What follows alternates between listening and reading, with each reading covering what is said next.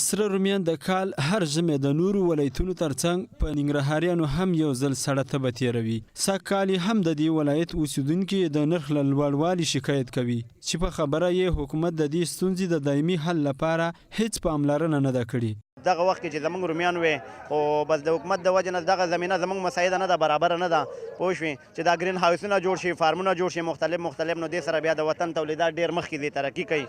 خپریمان رومیان وشي خلطې پیټه داسې 50 خلطې بس موږ چې دلته ښار ته راوارد کړو دا بیا موږ نه 15 روپۍ 15 روپۍ 10 روپۍ زموږ نه خلطه اخلي همدغه ټیکهدارانه، دوی بیا بل ملک ته واردوي، هغه چې وارد کړي بس همدغه رومیان د هغوی په سټورو کې یوسي بل چې ساتي بیا همدلته راواردوي، همدغه رومیان دي په موږ باندې بیا خلطه په 1500 روپۍ خرڅوي. د ښاریانو ترڅنګ د سبزیجاتو پلورونکي د رومیانو د نرخ له لوړوالي ځکه شکایت کوي چې وایي پخوا رومیان ارزانه و نو دوی به هم ډیر رومیان پلورل، خو اوس چې له پاکستانه یې راوړي نو څوک د لوړ قیمت له امله پوښتنه هم نه کوي. شګ والا کیلو په 20 روپۍ دلته موږ ته رارسیږي په 80 روپۍ.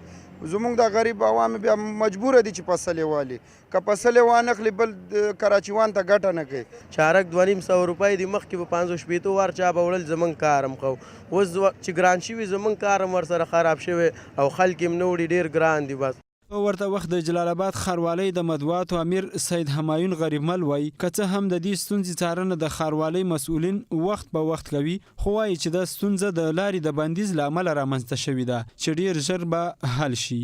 هغه نرخونه چې ښاروالۍ تعیین کړي دي د دغه توکو دپاره د دې په کنټرول کې څارنه او نظارت کې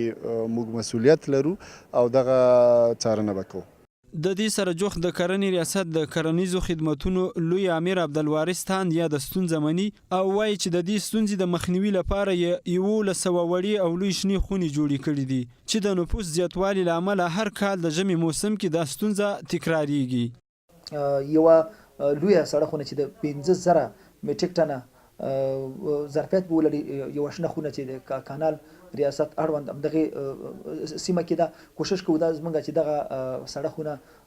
بیا ورغو. ننګرهار ولایت په کرنیزو حاصلاتو کې د هیواد یو له مهمو ولایتونو څخه دی چې د خلکو په خبره که د دې ولایت کرنیزو حاصلاتو تشنې خونې او په خپل وخت سره مارکیټ ته وړاندې شي نو ورسره به دا او دې ته ورته ستونزې د تل لپاره حل شي.